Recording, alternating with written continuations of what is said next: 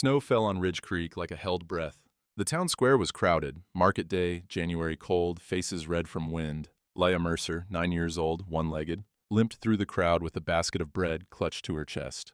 The prosthetic under her skirt clicked softly on frozen ground. Blake Montgomery saw her first. 16. Drunk, son of the wealthiest arms dealer in Wyoming territory. He nudged his friends, grinned, and stepped into her path. "Look, it's the cripple." Leah stopped. Said nothing. Blake circled her, mimicking her limp. His friends laughed. The crowd watched, silent, guilty, frozen. Then Blake's boot came down. Crack. The prosthetic leg snapped. Straps tore. Leah fell into the snow, the steel bent beneath her like a prayer no one answered. She didn't scream, just stared at the broken metal, her small fingers trembling. At the edge of the square, a tall man in a long coat stood watching. Caleb Mercer, her father. His fists clenched white, but he didn't move. The silence broke when Caleb moved. He walked through the crowd like winter itself, slow, cold, inevitable. People parted. Blake Montgomery turned, smirking, but the smirk died when he saw Caleb's face. Owen Montgomery appeared from the bank steps, immaculate suit, calm as Sunday. "Mercer," he said, tipping his hat. "Boys will be boys. I'm sure it was an accident." Caleb didn't answer. He bent, lifted Leah in his arms without a word. She was light as snow. The broken prosthetic dangled from her hand, steel twisted like something dead. Blake laughed, nervous now. "Just a little fun, old man." Caleb stopped, looked at him, said nothing, but Blake stepped back. Caleb carried his daughter to the wagon. The crowd watched him go. No one followed. No one spoke. Owen Montgomery smiled and went back inside the bank. Dawn. Mercer Ranch sat in the valley like a cathedral of money and ice. Vast, empty, cold enough to kill. Leah sat by the fire, her stump wrapped in clean bandages. The broken prosthetic lay on the table beside her, bent and useless. She stared at it the way you stare at something that used to be part of you. Caleb stood at the window, looking at nothing. His reflection in the glass was a ghost. "Papa." He didn't turn. "Papa, does my leg make you sad?" Silence stretched. Snow fell outside. The fire cracked. "It's okay," Leah whispered. "It makes me sad, too." Caleb's jaw tightened. His hands, flat against the window frame, trembled once. Then he turned. "Get dressed," he said. "We're going to town." "Why?" "There's a dog that needs a home." Leah blinked. "A dog?" Caleb pulled his coat on, checked the rifle by the door. Habit, not threat. "Soldier's dog," he said. "War wounded. They're going to shoot it today. Figured you two might understand each other." "Understand what?" Caleb looked at her, really looked, for the first time since the square, what it's like to be broken. The canine rescue shelter sat at the edge of Ridge Creek, a converted barn with rows of empty cages. Most dogs had been claimed or destroyed. What remained were the ones too damaged to sell. The kennel master was an old soldier, one arm gone at the elbow, face like leather left in the sun too long. "Mercer," he grunted. "Didn't expect you. Heard you've got a dog." "Got 5, all crippled." "The soldier's dog," Caleb said. "The shepherd." The old man's face darkened. "That one's dangerous. Can't see right. Snaps at people. Nobody wants him." "We do." The kennel master studied Caleb, then Leah, looked at the empty space where her leg should be. "Kennel 12, he said quietly. End of the row. Meant they walked. The barn smelled of hay and old blood. Most cages were empty. At the end, in the shadows, a German shepherd sat motionless, blind in one eye, missing part of his front paw, ribs visible through thin fur. Leah limped forward, awkward without the prosthetic, leaning on the cage bars for balance. "Hey," she whispered. The dog didn't move. She knelt, reached through the bars. The dog's one good eye opened, stared at her. Then slowly, he leaned forward and licked her fingers. Leah smiled, first time since the square. "He's like me." The kennel master unlocked the cage. The dog limped out, three-legged, slow, stood beside Leah like they'd known each other 1,000 years. "That dog saved 3 men in battle," the old soldier said, voice rough. "Took shrapnel meant for a captain.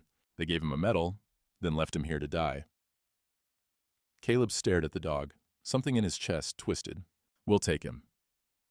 The kennel master handed over the leash, then quietly, almost to himself, "Mercer, you saved that dog, but maybe that dog's gonna save you." Caleb froze, didn't respond, didn't look at the man. He took the leash and walked out into the snow. Leah followed, the dog limping beside her. "Papa," she said.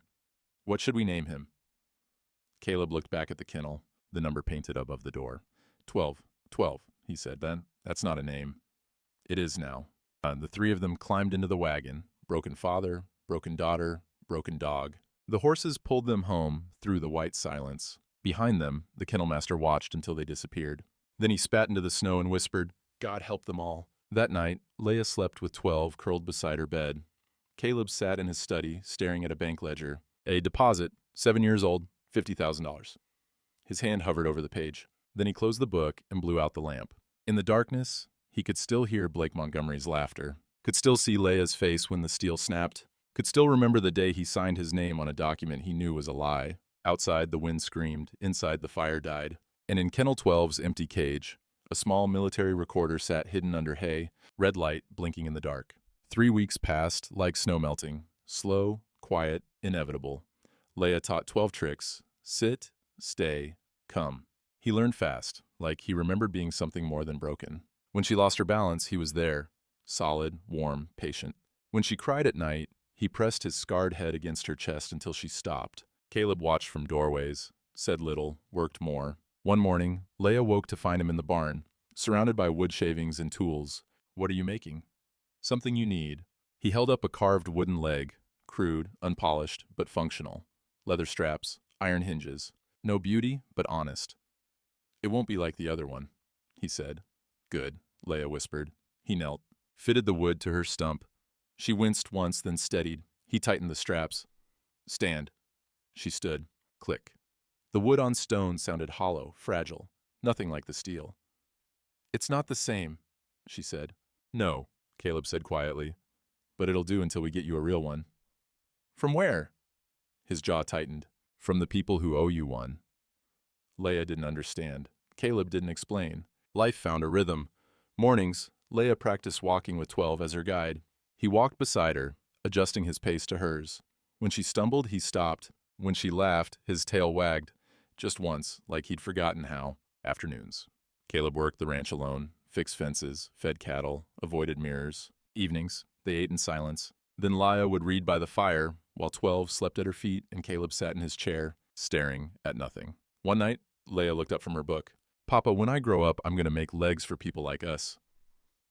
Caleb's eyes shifted to her. "That's a good dream." "What's your dream, Papa?" Long silence. The fire cracked. "To undo what I broke." Leia frowned. "What did you break?" Caleb stood, walked to the window. "Everything," he said. The next week, supplies ran low.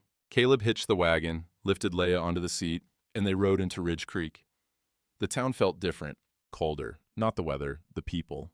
Shopkeepers nodded, but didn't smile. Women whispered behind hands. Men avoided Caleb's eyes, guilt thick as fog. Blake Montgomery wasn't there. Neither was his father. The bank stood dark and silent, like a tomb. Leia limped through the general store. Click, click, click, the wooden leg loud on the floorboards. Children stared. One pointed. His mother pulled him away, ashamed. At the counter, Caleb paid for flour and salt. The clerk counted change without speaking. Outside, a voice cut through the cold. "Leia." Doc Miriam Walsh stood on the clinic steps, tall, gray-haired, steel-eyed, town doctor, known for her silence during the square incident. "Come here." Leia glanced at Caleb. He nodded. Doc Walsh knelt, examined Leia's stump through the bandages without asking permission. "This needs fresh dressing," she said, then looked up at Caleb. "Bring her to my clinic. No charge." Caleb's eyes narrowed. "Why?" "Because I'm a doctor, Mercer. And because some of us are tired of watching children suffer for adult sins." She stood and walked back inside. The door closed. Leia tugged Caleb's sleeve. "Is she mad at you?" "Yes." Why?" "Because she should be." They were loading the wagon when a drunk man stumbled past. Marshal Hank Burroughs, tin star crooked on his chest, breath sour with whiskey even at noon. "Still playing the victim, Mercer?" He grinned, yellow teeth. "We all know you're just mad your own investments went south." Caleb's hands tightened on the wagon rail. Burroughs leaned closer. "Maybe if you'd kept your mouth shut 7 years ago, your girl would still have 2 legs." Caleb turned. Slow, dangerous. But before he could speak, "Marshal." A young shopkeeper stepped forward, thin, nervous, couldn't have been more than 25. "That boy broke a child's leg in front of 50 people. Law or no law, that's wrong." Burroughs laughed. "Wrong? Tell that to the Montgomery's lawyers, son." The shopkeeper's voice shook, but he didn't back down. "My daughter's her age. If it were her," he swallowed, "I'd burn the whole damn county down." Silence. Burrows spat into the snow and walked away, muttering. The shopkeeper looked at Leia, then reached into his pocket and held out a peppermint stick, red and white striped, wrapped in paper. For you, miss. Leia took it, stared at it like it was made of light. Thank you, she whispered. The shopkeeper tipped his hat to Caleb. Sir. Then he walked back to his store. Caleb stood frozen. The man's words echoed in his head. I'd burn the whole damn county down. On the ride home, Leia unwrapped the peppermint, licked it once, smiled. That man was nice. Yes. Why didn't anyone else help? Caleb's hands tightened on the reins. Because people are afraid. Of what? Of doing the right thing when it costs something. Leia thought about this. 12 sat between them, head on her lap. Papa? Yes. Are you afraid? Caleb didn't answer for a long time. Finally, every day. That night, after Leia fell asleep, Caleb returned to his study. He opened the locked drawer, pulled out the documents he'd been avoiding. Contracts, inspection reports, his own signature clear and damning, a bank deposit slip $50,000, June 1876. 6 months before Leia lost her leg. He spread them on the desk like evidence at a trial, stared at them until the lamp burned low. Then he heard it. A sound from Leia's room, not crying, laughing. He walked to her door, cracked it open. Leia was asleep, but smiling. 12 lay beside her bed, one paw on her hand. The dog's one good eye opened, looked at Caleb, then closed again. Guard duty. Caleb's throat tightened. He thought of the kennel master's words. You saved that dog, but maybe that dog's gonna save you. He closed the door, walked back to his study, stared at the documents, then slowly he picked up a pen and began writing a letter. To Territorial Governor's Office. Cheyenne. Formal complaint against Montgomery Arms Company for the manufacture and distribution of defective prosthetic medical devices. His hand shook, but he kept writing. Outside, the first stars appeared. The wind died. The snow stopped. For one moment, the world was still.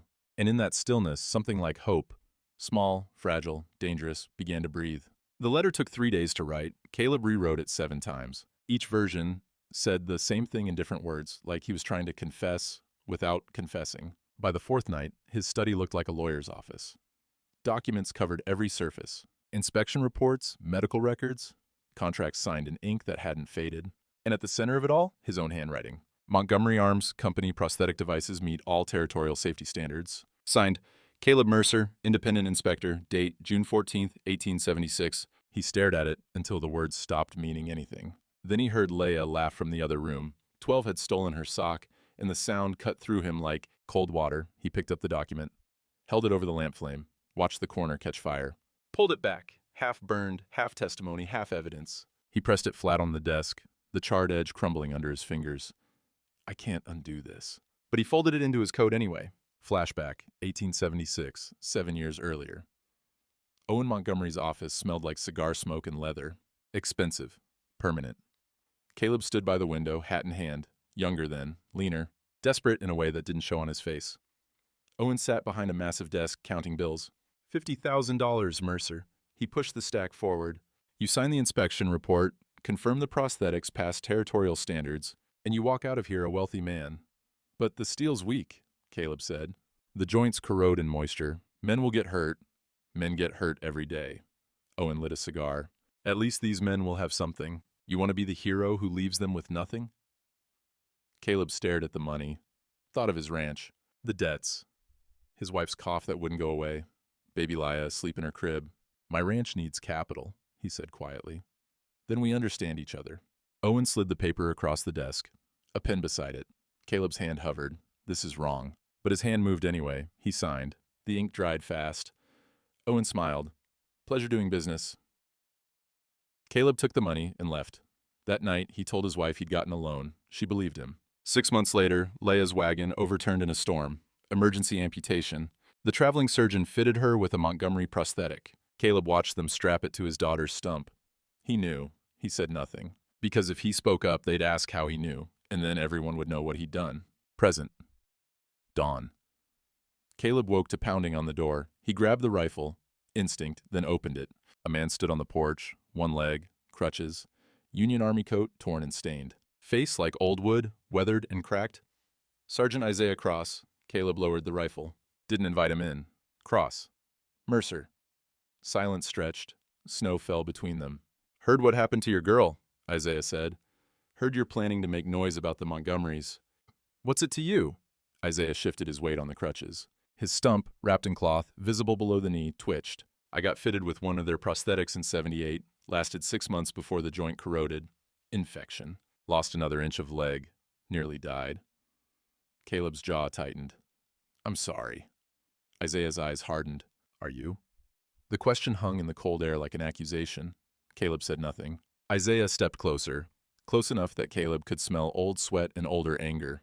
I know what you did, Mercer. Caleb's chest tightened. I know you took their money, $50,000, to sign your name on a lie. I know you certified those prosthetics as safe when you knew they'd rust and crack and kill. Caleb's hand tightened on the doorframe. I know, Isaiah continued, voice low and brutal, that you helped build the machine that broke your own daughter. Get off my land. No. They stared at each other. Then Isaiah dropped a folder on the porch. Papers spilled out. Medical records. Names, dates, causes of death. 23 veterans, Isaiah said. All Montgomery prosthetics. All dead or re-injured within 2 years. Infections, amputations, suicides. Caleb looked down at the papers, saw names he didn't know, lives he'd helped end. Why are you here? He asked, voice hollow. Because I don't care about you, Isaiah said. I care about the next boy who comes home from war and gets fitted with junk that'll kill him slow, and if it takes a guilty man to stop it, so be it. They'll destroy me. You're already destroyed. Isaiah turned to leave, then stopped. But maybe you can destroy them first. If you can live with yourself long enough to see it through. He limped away, crutches crunching in the snow. Caleb stood in the doorway, staring at the folder. Behind him, a small voice. Papa? Leia stood in her nightgown, 12 beside her. Who was that man? No one. He sounded angry. Caleb bent, gathered the papers, shoved them into the folder. His hands shook. Go back to bed. Papa, are you okay? He looked at her, her stump, her wooden leg leaning against the wall, her eyes, so much like her mother's. No, he said, but I will be. She didn't believe him, but she went back to bed. That afternoon, Caleb rode into Ridge Creek alone, filed the formal complaint at the courthouse. The clerk barely looked at him. This'll take weeks to process, Mercer, maybe months. I'll wait. He walked to the saloon, ordered whiskey, didn't drink it. Doc Walsh sat in the corner reading a medical journal. She looked up, met his eyes, said nothing. Marshal Burroughs walked past outside, saw Caleb through the window, smiled. At the bank, Owen Montgomery stood on the second-floor balcony, watching the street like a king, surveying his kingdom. Their eyes met. Owen tipped his hat. Caleb didn't move. He rode home at dusk. The ranch felt emptier than usual. Inside, Leia was teaching 12 to shake hands. Paw, technically. The dog did it perfectly. Look, Papa. He's so smart. Yes. Are you okay? Yes. You're lying. Caleb stopped, looked at her. She was 9 years old, one-legged, smarter than he wanted her to be. Yes, he said. I'm lying. Why? He knelt, eye level with her. Because sometimes the truth is too heavy for little girls. I'm not that little. I know. She studied his face, then hugged him, sudden, tight, desperate. I love you, Papa. His throat closed. He held her. I love you too. That night, alone in his study, Caleb opened Isaiah's folder, read every name, every death, every infection, saw his own signature at the bottom of the inspection report, and he understood. He wasn't just complicit. He was the reason these men died. He stared at the half-burned document, the evidence of his sin. Then he stood, walked to Leia's door, watched her sleep. 12 lay beside her bed, one eye open, watching him back. You saved that dog, but maybe that dog's going to save you. He closed the door, returned to his study, and made a decision. If he was going to burn, he'd take the Montgomerys with him. Even if it meant burning everything he'd built on their blood money. Even if it meant Leia would grow up knowing her father was a liar and a coward. Even if it cost him everything. He picked up the pen, began writing a second letter. This one to the territorial governor, this one with the truth, all of it. Outside, the wind rose. Clouds covered the stars. And, somewhere in Ridge Creek, Owen Montgomery poured himself brandy and smiled, because he'd already planned for this. The courthouse filled early. Word spread fast in Ridge Creek. Caleb Mercer was taking on the Montgomerys. Farmers came. Shopkeepers, veterans, widows. People who'd lost legs, sons, brothers to faulty steel and rusty joints. The gallery was packed by 9 in the morning. Leia sat in the front row, 12 at her feet. Her wooden legs stuck out awkwardly, click, when she shifted. People stared, then looked away. Judge Aldrich entered, old gray expensive suit, owned by Montgomery money, Everyone knew it. No one said it. Mr. Mercer, the judge said, voice dry as August. You've filed a complaint against Montgomery Arms Company. Present your evidence. Caleb stood, placed 3 items on the bench. First, Leia's broken prosthetic. The steel leg from the town square, bent and snapped. He set it down gently, like laying a body to rest. Exhibit A, my daughter's prosthetic. Montgomery manufacture. Failed under minimal stress. Caused injury. Murmurs in the crowd. Second, Isaiah's folder, 23 names, medical records, death certificates. Exhibit B, 23 veterans fitted with Montgomery prosthetics between 1876 and 1882. All suffered infections, re-injury, or death within 2 years. The murmurs grew louder. Third, the original Montgomery contract. Specifications for medical-grade steel. What Caleb read from it. Guaranteed rust-resistant, joint integrity rated for 10 years minimum. Approved for Frontier medical use.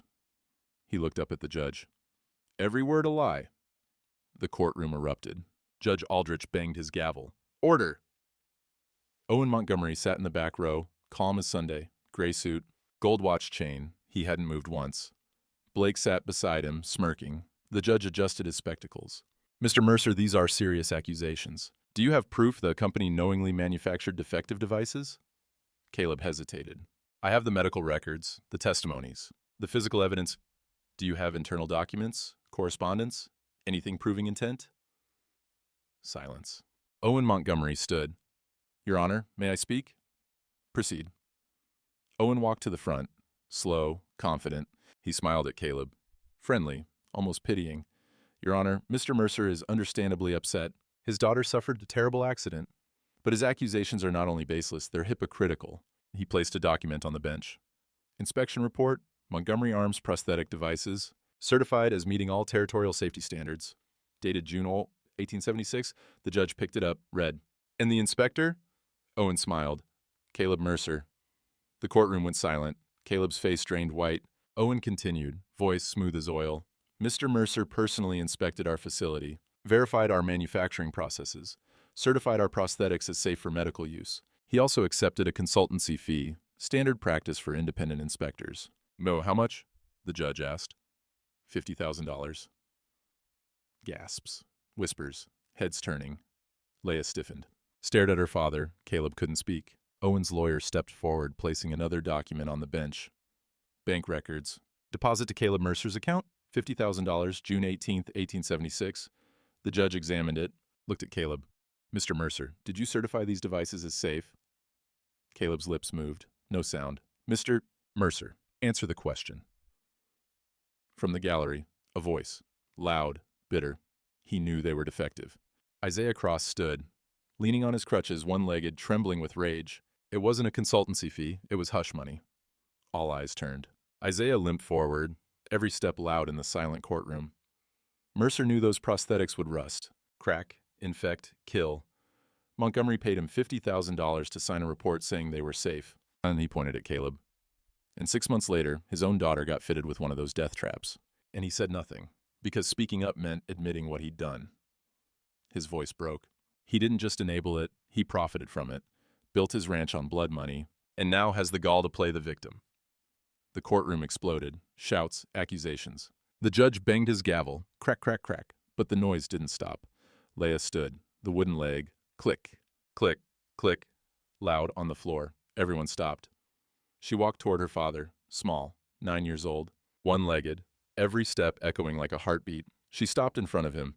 Papa. He couldn't look at her. Papa, is it true? Silence. Papa, look at me. He looked. Her eyes were wet. Not crying yet. Worse than crying. Did you know? His mouth opened, closed. When they put this on me, she touched her stump.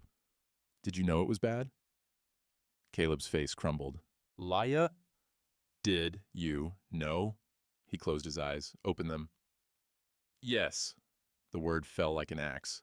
Leia's face broke. Not crying, something deeper, something that makes no sound. She turned. Click, click, click. Walked toward the door, each step loud as a gunshot. 12 followed, whining, confused. Leia. She didn't stop. The door closed. Caleb stood alone at the bench. The courtroom stared. Judge Aldrich picked up his gavel. Case dismissed. Mr. Mercer, you're fortunate I don't charge you with perjury and fraud. This complaint is without merit. Montgomery Arms Company is cleared of all accusations. Bang. Court adjourned. The crowd filed out. Silent, ashamed, angry. Owen Montgomery walked past Caleb, paused. I'm sorry about your daughter, Mercer. Truly. Then quieter. But you should have stayed quiet. He left. Blake followed, laughing. The courtroom emptied. Caleb stood alone. The broken prosthetic, Leia's steel leg, sat on the bench. Exhibit A, evidence of his sin. The thing that was supposed to save her, twisted into the thing that condemned him. He picked it up, held it, cold, heavy, dead. Outside, through the window, he saw Leia limping down the courthouse steps. 12 beside her.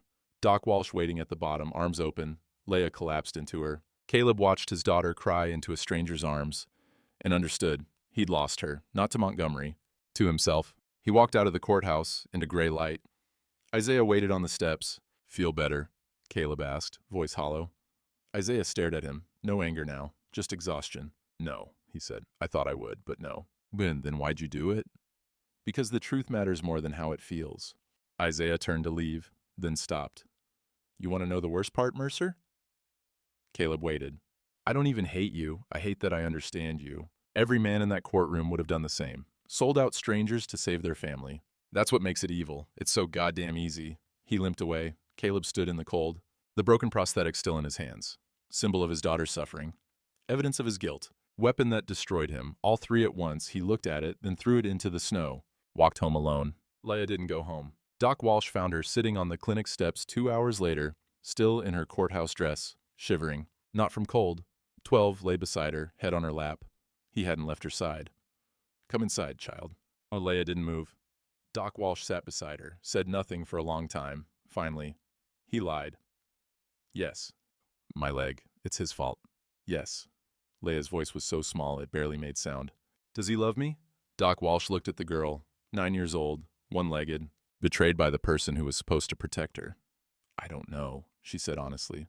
But I know he hates himself, and sometimes that feels the same.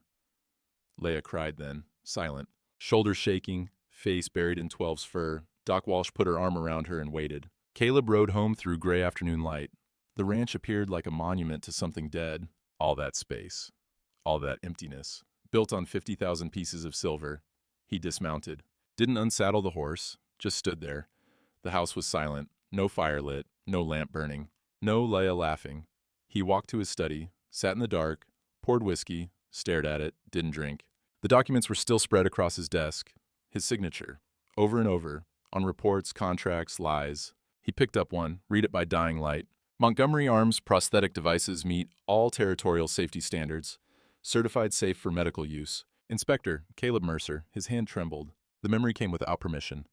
1876, 7 years ago, his wife, Mary, held baby Leia, 6 months old. Perfect. Whole. Mary watched him pace the kitchen, agitated, guilty. Caleb, what happened? I signed something I shouldn't have. What? A contract, an inspection report. For what? Prosthetics, medical equipment. Mary frowned. Are they safe? Silence. Caleb, are they safe? He looked at her, at Leia, asleep in her arms. No. Mary's face went white. Then why did you sign? Because we need the money. His voice rose. Because if I don't, someone else will. Because I'm tired of being poor and powerless and watching you cough blood into a rag every morning while our daughter sleeps in a house that's falling apart. So you chose us over them? Yes. Over strangers? Yes. And you can live with that? He looked at the floor. I have to. Mary said nothing for a long time. Then, quietly, what if one day it's not strangers? What? What if one day the choice comes for us? What then? He didn't answer. She kissed Leia's forehead, walked upstairs. He stood in the dark kitchen, alone. 6 months later, the wagon overturned in a storm. Leia, screaming, trapped, pinned under broken wood. Her leg crushed, bone shattered, blood in the mud. Emergency surgery, traveling surgeon. No time to send for specialists. The surgeon pulled out a prosthetic from his bag. Steel, compact. Montgomery manufacture. Caleb saw the stamp on the base. Montgomery Arms Company, medical grade. He knew the steel would rust, knew the joints would corrode, knew it would fail. The surgeon fitted it to Leia's stump. She was unconscious, pale, dying. Mary held Caleb's hand. Will it work? The surgeon nodded. It's good steel. She'll walk again. Caleb opened his mouth. closed it, said nothing. Because if he spoke up, if he said that Prosthetic will kill her, they'd ask how he knew, and then everyone would know what he'd done. So he stayed silent. Watched them strap defective steel to his daughter's body, chose his secret over her safety, again. 3 months later, the Prosthetic failed. Infection, rust in the joint, emergency reamputation, lost another inch of leg. Mary died 2 weeks after that.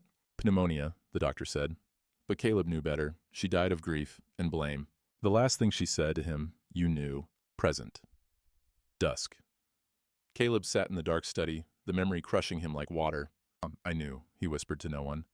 I knew when they put it on her, and I said nothing. He buried his face in his hands. I let her suffer to hide my sin.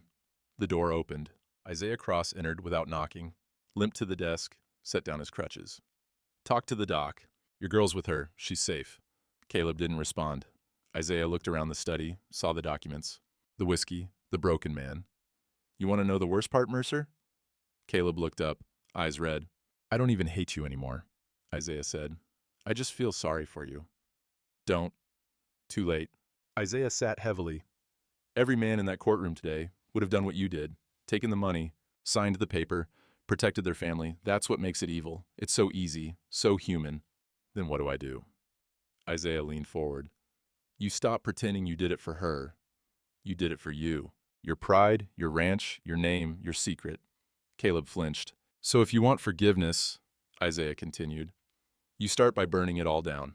Every lie, every asset, every piece of this empire you built on blood. And then what? Then maybe you become someone your daughter doesn't have to forgive, because you've already paid. Isaiah stood, grabbed his crutches. Or you sit here drinking whiskey in the dark until you die. Your choice. He left. Caleb sat alone, stared at the documents, picked up the whiskey, set it down, stood, walked to the window, watched the sun die behind the mountains, and made a choice. Midnight. The blizzard came fast, wind screaming, snow sideways, temperature dropping like a stone. Caleb was still awake, sitting by the cold fireplace, thinking. Then he smelled it, smoke. He ran outside. The barn was on fire. Flames roared against the blizzard, orange and white colliding, biblical, apocalyptic, hay exploding. Wood cracking. He ran toward it, then stopped. A rider in the distance, torch in hand, watching. Blake Montgomery. Their eyes met across the fire. Blake smiled, turned his horse, rode away into the storm. Caleb stood frozen. The fire spread, jumped to the main house, roof caught, windows shattered from heat, everything he owned, burning. He watched it, thought, this is judgment. And he didn't fight it, let it burn, let it all burn. $50,000 of guilt going up in smoke. He stood in the snow, ash falling like black rain, and felt nothing, not fear, not anger, empty. Then a sound cut through the roar, barking, his head snapped up. 12, still in the kennel. The small structure behind the barn, untouched yet, but filling with smoke. Caleb ran, pulled open the gate. Smoke poured out. He covered his face, stumbled inside. 12! Barking, frantic. He found the kennel door. Number 12, jammed, pulled, nothing. Pulled harder. The wood splintered. The dog burst out, limping, terrified. Something in his mouth. A small black box. Military issue. Recorder. Caleb stared at it. 12 dropped it at his feet, barked once. Caleb picked it up, saw the blinking red light, still recording. He pressed play, static, then voices, clear as day. Owen Montgomery. Burn the ranch. Make it look like an accident. Mercer's already discredited. No one will question it. Blake Montgomery. What about the girl? Owen. Collateral damage. Peters can handle the legal mess. Blake. Laughing. Think the old man will burn with it? Owen. Doesn't matter. Either way, he's finished. The recording continued. Plans, dates, payments to Marshall Burroughs, everything. Caleb stood in the burning kennel, holding proof that could destroy them. A beam cracked overhead. He ran, burst outside with 12.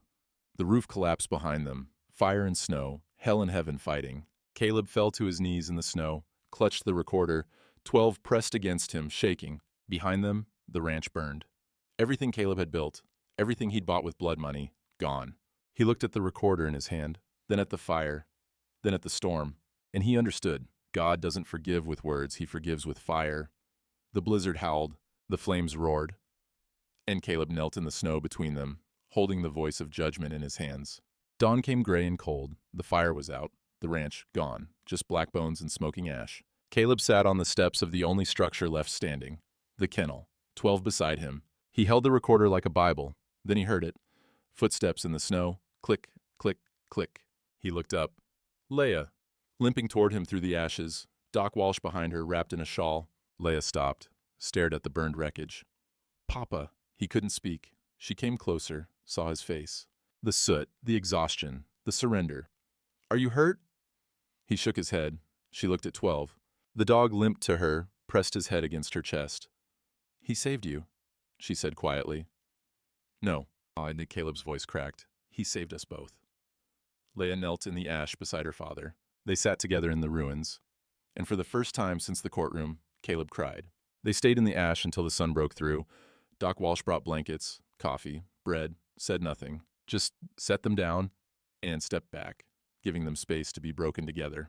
Leia wrapped the blanket around her shoulders. Caleb didn't touch his. 12 lay between them, exhausted, one eye watching the smoke still rising from the ruins. Papa, Leia said finally, why didn't they kill us? Caleb looked at the recorder in his hands. They thought the fire would, but it didn't. No, because of 12. Yes. She reached over, scratched behind the dog's ears. He leaned into her touch. Mama used to say dogs know things people forget. Caleb's throat tightened. What things? That love is just staying, even when it's hard. She looked at him. 12 stayed. The words hung between them. Not accusation, just truth. Caleb closed his eyes. Doc Walsh brought them to her clinic, small rooms above the office. Clean, warm, not home, but safe. Leia fell asleep instantly, still in her ash-stained dress. 12 curled at the foot of the bed, nose on his paws, watching the door. Caleb sat in the chair by the window, stared at nothing. Doc Walsh entered with clean clothes. Set them on the dresser. You should sleep. Can't. Then you should eat. Can't. She sat across from him, studied his face. Soot-streaked, hollow, aged 10 years in one night.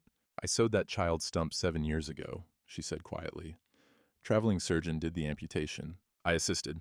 When he pulled out the Montgomery prosthetic, I saw the stamp, knew what it was. Caleb looked at her. I said nothing, Doc Walsh continued, because I was afraid. Afraid of Owen Montgomery, afraid of losing my practice, afraid of what speaking up would cost. Her hands trembled in her lap. So I stitched her up, fitted the device, sent her home, and 6 months later, she came back with infection and rust poisoning. And I had to cut another inch off her leg because I was too much of a coward to say one word. Tears ran down her face.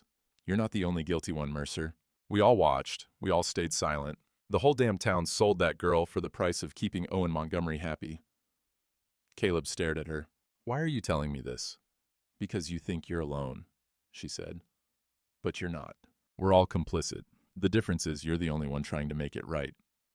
She stood, walked to the door, stopped. That recorder, whatever's on it, use it, burn them down. She left.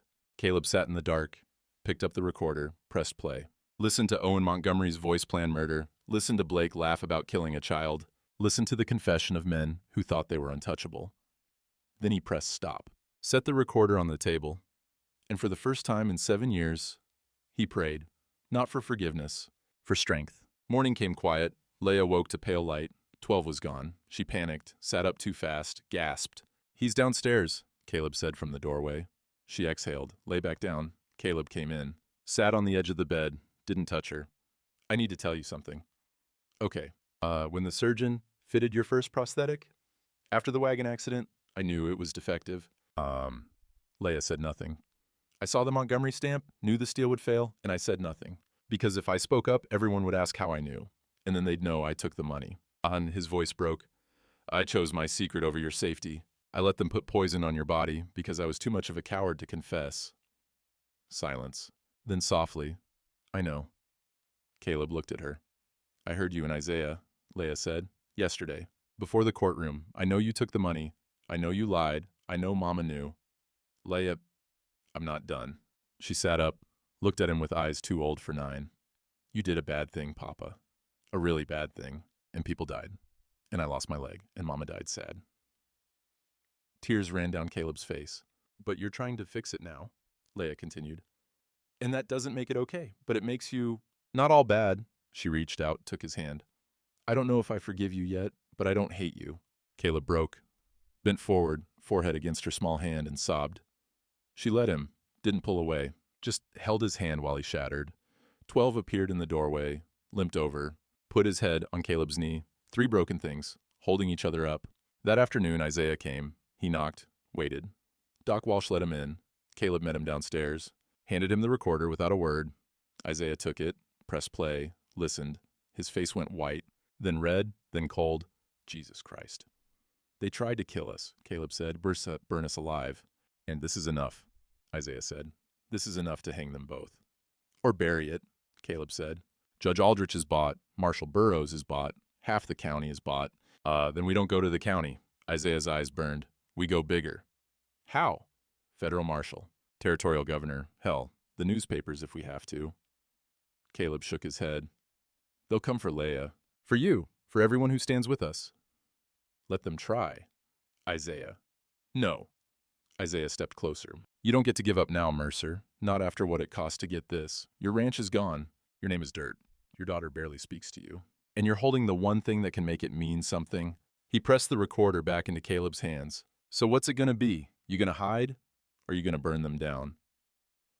Caleb looked at the recorder, thought of Leia upstairs, thought of the 23 names in Isaiah's folder, thought of every man, woman, and child who'd lost a leg to Montgomery greed.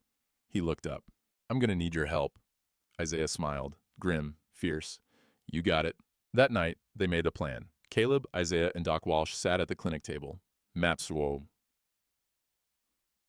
Schedules. Names of allies.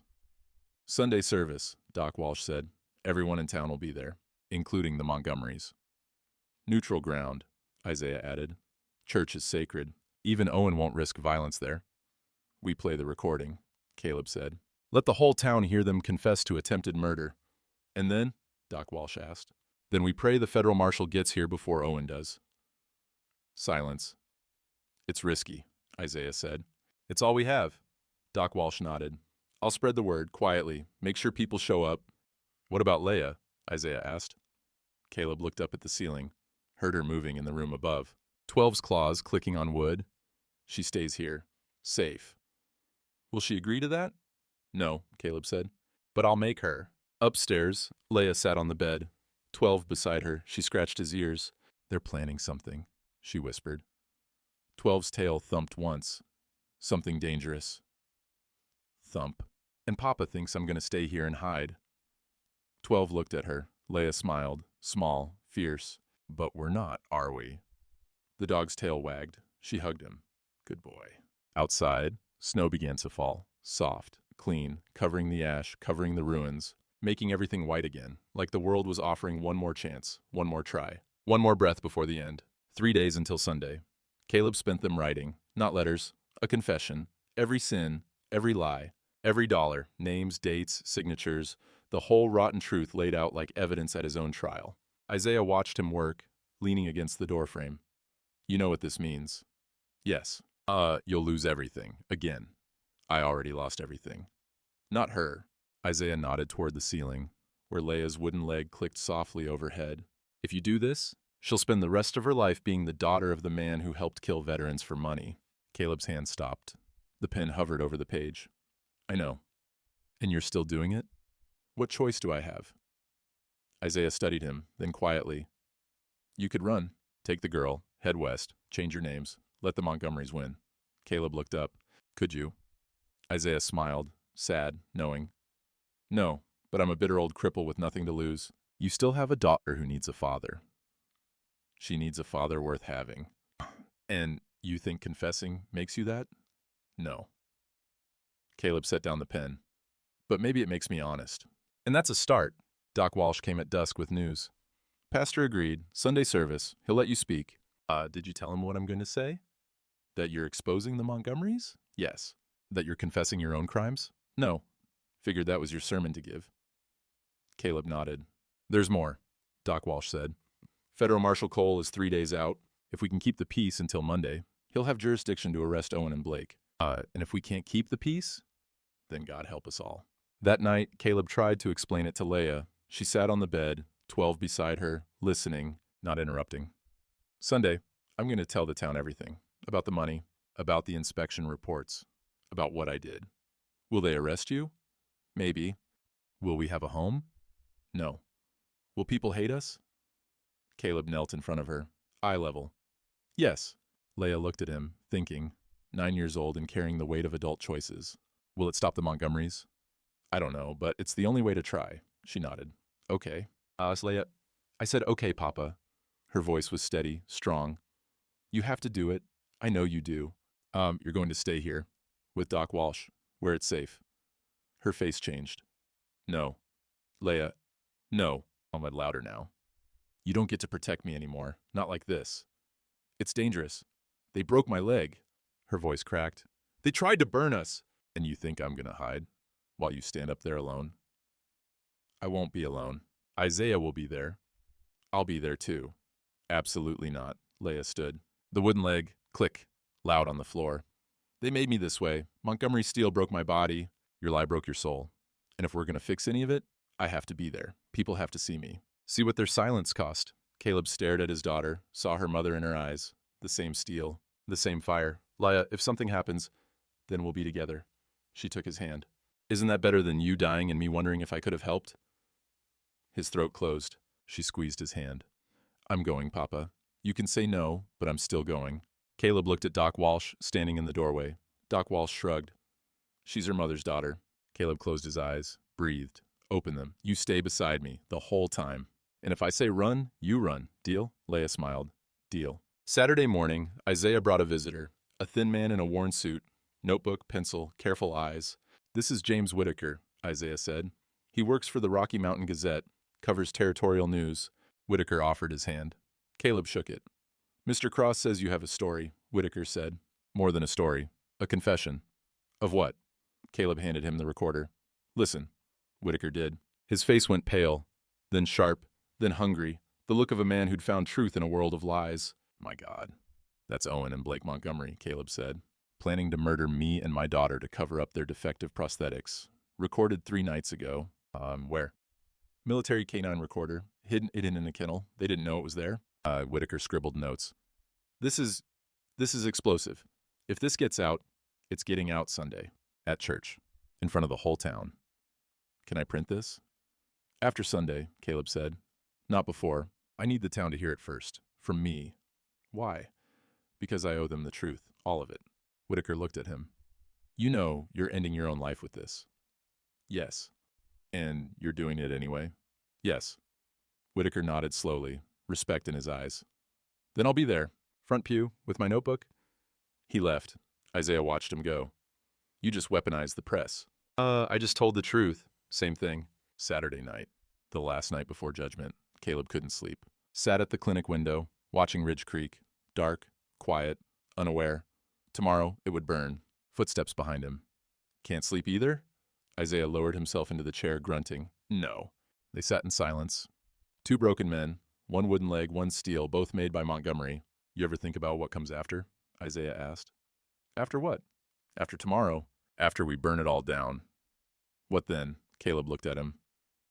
I don't know if there is an after, for me. There's always an after. Question is what you do with it. If I live through this, if they don't kill me, if the law doesn't hang me, I'll have nothing, no ranch, no money, no name worth keeping. You'll have her. Caleb looked toward Leia's room. Maybe. Not maybe. Isaiah leaned forward. That girl walked through a blizzard on 1 leg to save a dog. She's got more courage in her little finger than most men have in their whole body. And she chose to stand with you tomorrow. Don't waste that. I don't deserve it. No, Isaiah agreed. But you're getting it anyway. That's what grace is. Caleb's eyes burned. I'm scared, he admitted. Good, means you're still alive. What if this doesn't work? What if we play the recording and nothing changes? What if Owen just buys his way out again? Isaiah smiled, cold, fierce. Then at least we'll have said it, out loud, in the light, and that's more than most men ever do. He stood, picked up his crutches. Get some sleep, Mercer. Tomorrow we're going to church. He left. Caleb sat alone in the dark, thought about his wife, dead 7 years, buried with disappointment in her heart, thought about the 23 veterans. Names on paper, lives on his conscience, thought about Leia, 1-legged, brave, standing beside him, even though he didn't deserve it, and he made peace with it. Whatever came tomorrow, arrest, violence, death, he would face it standing. No more hiding, no more silence, no more lies. He picked up his confession, read it one last time, then folded it into his coat pocket, beside his heart, where the truth belonged. Sunday morning came cold and bright. The church bells rang across Ridge Creek, calling the faithful, calling the guilty, calling everyone to witness. Caleb helped Leah into her best dress. Doc Walsh braided her hair. Isaiah polished his one good boot. 12 sat by the door, waiting, watching, loyal. "Ready?" Caleb asked. Leah took his hand. "Ready?" They walked out into the light, toward the church, toward confession, toward redemption or ruin, the whole town waiting, and God, silent, patient, unknowable, watching to see if mercy was still possible in the frozen West. Ridge Creek Church was packed. Every pew filled, standing room only, farmers, shopkeepers, veterans, widows, people who'd lost legs, brothers, sons to Montgomery Steel, people who'd stayed silent when Leah's leg was broken in the square. The whole town, come to witness. Owen Montgomery sat in the front row, perfect suit, gold watch, Blake beside him, smirking, confident. Marshall Burroughs leaned against the back wall, hand on his gun, bought and paid for. Caleb walked down the center aisle. Leah beside him, click, click, click, her wooden leg loud in the holy silence. 12 followed, limping, loyal. People stared, whispered. The pastor, old, gray, nervous, stood at the pulpit. "Brothers and sisters, Caleb Mercer is asked to speak. I've granted him this opportunity." He stepped aside. Caleb climbed the steps. Leah stayed close. Isaiah stood at the end of the pew, crutches ready. James Whitaker, the journalist, sat in the second row, notebook open, pencil ready. Caleb faced the congregation. Owen Montgomery's eyes were cold, calculating. Caleb pulled out the recorder, set it on the pulpit. "My name is Caleb Mercer. 7 years ago, I committed a sin that cost lives." Silence. Absolute. "I took $50,000 from Owen Montgomery to falsify inspection reports on prosthetic devices. I knew they were defective. I knew they would rust, crack, fail. I knew men would die." Gasps, murmurs. Owen's face didn't change. "I took the money because I was poor and desperate and afraid. And 6 months later, my own daughter lost her leg because of a Montgomery prosthetic, and I said nothing, because speaking up meant confessing what I'd done." His voice broke. 23 veterans died or were re-injured because I signed my name to a lie." Leah reached up, took his hand, held it. "I am guilty," Caleb said, "and I will pay. But before I do," he pressed play on the recorder. Owen's voice filled the church. "Burn the ranch, make it look like an accident. Mercer's already discredited. No one will question it." Blake, "What about the girl?" Owen, "Collateral damage." The church erupted. Shouts, women crying, men standing. Owen Montgomery rose, face red. "This is fabricated. Illegal recording." The church doors opened. Federal Marshal Cole walked in, tall, armed, federal badge gleaming. "Owen Montgomery, Blake Montgomery, you're under arrest for conspiracy to commit murder, arson, and criminal negligence resulting in death." Deputies flanked them. Guns drawn, Blake lunged. "You can't." A deputy grabbed him, forced him down. Cuffs clicked. Owen stood still, stared at Caleb. "You'll regret this, Mercer." "No," Caleb said quietly. "Not anymore." They dragged the Montgomerys out, Blake screaming, Owen silent, furious. The church watched, then turned back to Caleb. He stood at the pulpit, shaking, Leah beside him. "I will surrender to the law," he said, "and accept whatever judgment comes. But I ask one thing." He looked at Isaiah, at Doc Walsh, at the faces of veterans, widows, broken people. "Help me make sure this never happens again. Help me build something better from the ashes." Silence. Then Isaiah stood. "I'll help." Doc Walsh rose. "So will I." But the young shopkeeper, the one who'd given Leah the peppermint, stood. "Count me in." One by one, people rose. Not everyone, but enough. The pastor stepped forward, placed his hand on Caleb's shoulder. "God forgives those who confess," he said. "Maybe we can too." 3 weeks later, the courthouse. Judge Aldrich, replaced by a federal appointee, read the sentence. "Caleb Mercer, you've pled guilty to fraud, bribery, and obstruction of justice. However, your cooperation led to the arrest and conviction of individuals responsible for multiple deaths. The court sentences you to 5 years, suspended, contingent on full restitution." "I accept, Your Honor." There's more. "You will liquidate all remaining assets and establish a charitable fund for prosthetic assistance. Every penny, every acre, every cow, do you understand?" "Yes, Your Honor." "Then you're free, and may God grant you peace." The Steel Leg Foundation, a small office on Main Street, donated space, wooden sign above the door. Inside, Isaiah, Doc Walsh, Caleb, building prosthetics by hand. Simple, functional, free. A woman entered, poor, nervous. Her son, 12, missing a leg from a farm accident, beside her. "I heard you make legs here." Caleb stood, smiled. "Yes, ma'am, we do." "We can't pay." No one pays, that's the rule. He knelt beside the boy, examined the stump, gentle, careful. What's your name? Thomas. Thomas, we're going to make you a leg that'll last until you're grown, and when you outgrow it, you come back. We'll make another. Deal? Really? Really? The boy hugged him. Sudden, tight.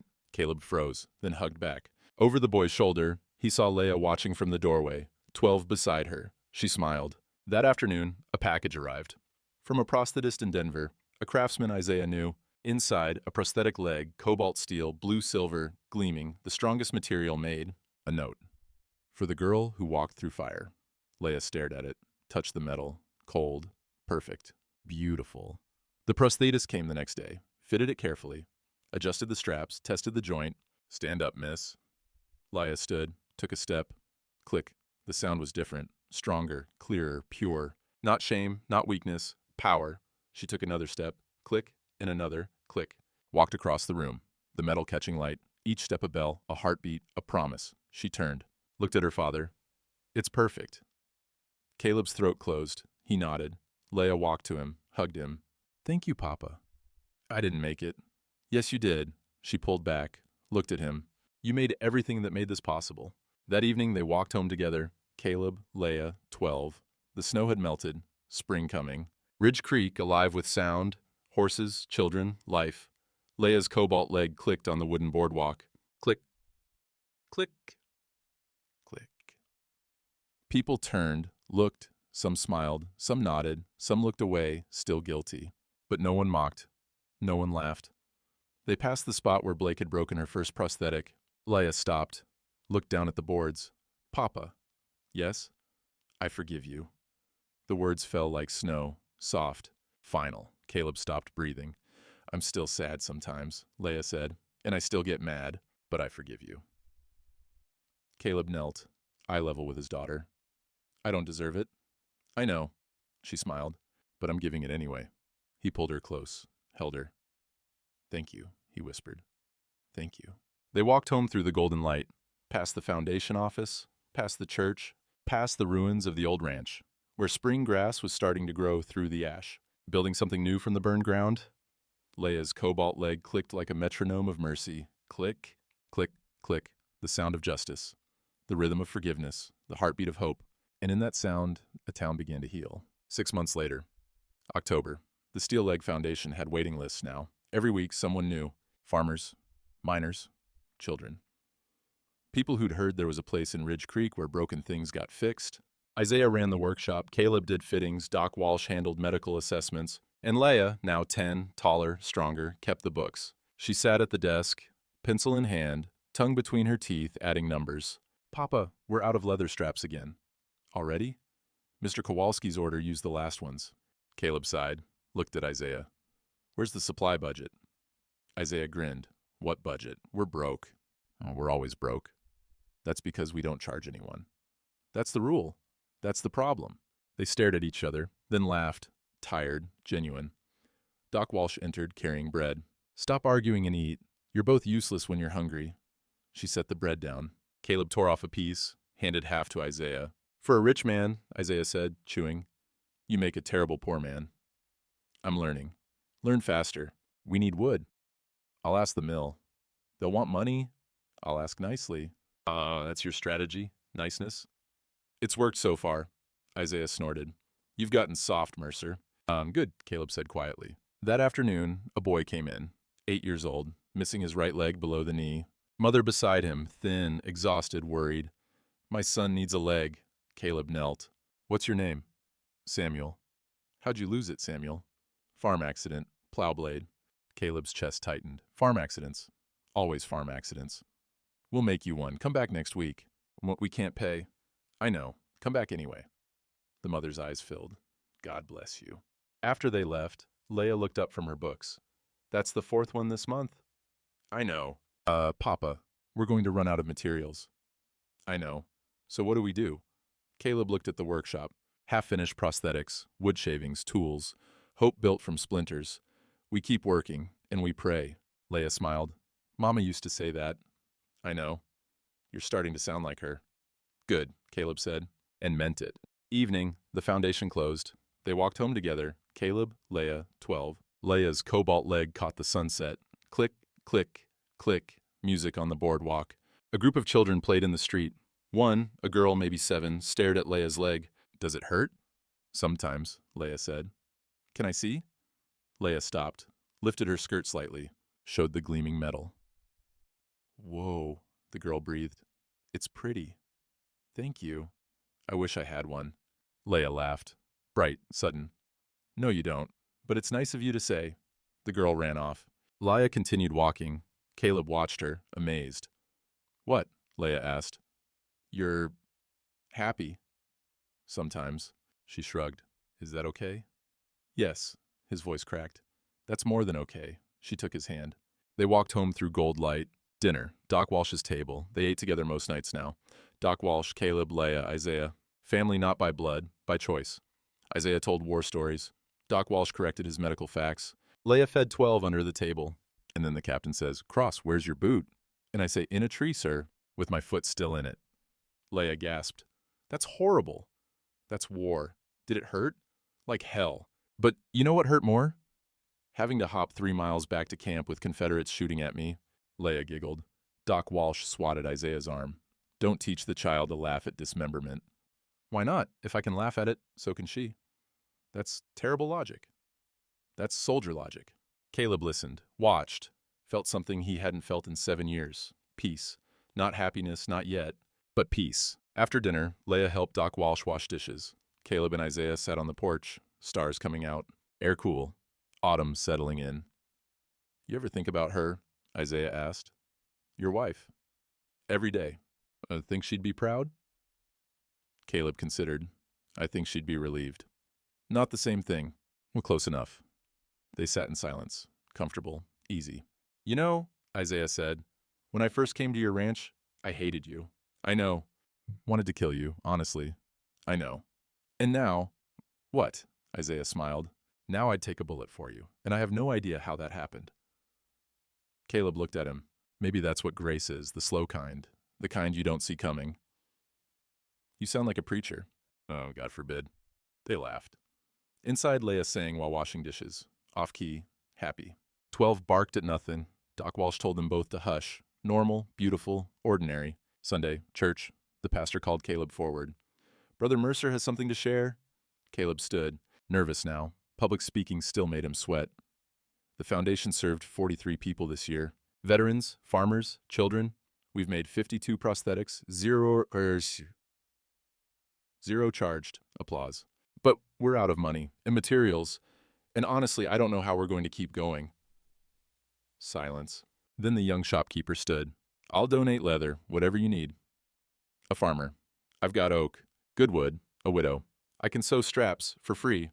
One by one, people offered. Tools, time, money, talent. Caleb stood at the front, overwhelmed. The pastor smiled. Looks like God provides, brother. Caleb nodded. Couldn't speak. Sat down beside Leia. She leaned against him. See, Papa? We're not alone. No, he whispered. We're not. That night, Caleb sat in the small room he rented above the foundation. Writing. Not confessions anymore. Letters. To the families of the 23 veterans. Personal. Individual. Apologies that could never be enough, but had to be said anyway. Dear Mrs. Patterson, your husband, Sergeant Thomas Patterson, died because of my cowardice. I took money to certify defective prosthetics. He trusted that certification. It killed him. I cannot undo what I did. I can only promise that I will spend the rest of my life making sure it never happens again. I am so deeply sorry. He sealed it, added it to the stack, 15 down, 8 to go, a knock. Leia entered, 12 behind her. It's late, Papa. I know. You should sleep. Soon. She sat beside him, looked at the letters. Does it help, writing them? A little. Do they write back? Sometimes. Some curse me, some forgive me. Most don't answer at all. That must be hard. I deserve it. Maybe. Leia leaned her head on his shoulder. But you're trying. That counts for something. He kissed the top of her head. When did you get so wise? I had a good teacher. Not me. No, she agreed. Mama. But you're learning from her, even now. Caleb closed his eyes, felt his wife's presence. Not gone. Never gone. Just transformed, living in their daughter, in the work they did, in the mercy they gave. I miss her, he whispered. Me too. Leia squeezed his hand. but I think she'd like what we're doing. Don't you? Yes, Caleb said. I think she would. They walked to the window, looked out at Ridge Creek, quiet, dark, peaceful. Leia's cobalt leg gleamed in the lamplight. Papa? Yes? I'm glad we're still here. Me too, little one. Me too. Outside, the first snow of winter began to fall, covering the town, covering the past, making everything clean again. And in that small room above the foundation, a broken man and his one-legged daughter stood together, watching Grace fall from heaven and believing, for the first time in years, that tomorrow might be kind. 1 year later, winter, first snow of the season, Leia walked through Ridge Creek Town Square, alone now, confident. Her cobalt leg caught the morning light. Click, click, click. She passed the spot where Blake Montgomery had broken her first prosthetic, stopped, looked down at the frozen boards, remembered the pain, the shame, the silence of good people doing nothing. Then she looked up, saw the town, alive, changed, better. The steel leg foundation sign across the street, light in the windows, Isaiah inside, building, Doc Walsh checking supplies. Her father measuring wood for a farmer's son. She smiled, kept walking, click, click, click. Children played in the square, one waved, she waved back. The shopkeeper swept his porch, tipped his hat. Morning, Miss Leia. Morning, Mr. Chen. Normal, beautiful, ordinary. She continued home, the small house behind the foundation. 12 waited on the porch, tail wagging. She sat beside him, scratched his ears. Good boy. He leaned against her. She watched the snow fall, soft, clean, forgiving. Her father emerged from the workshop, saw her, walked over, sat beside her without a word. They watched the snow together. Father and daughter, both broken, both healing. Papa? Yes? Are we okay now? He thought about it, honest. We're getting there. Oh, good. She leaned her head on his shoulder. That's enough. The snow fell. The town moved. Life continued.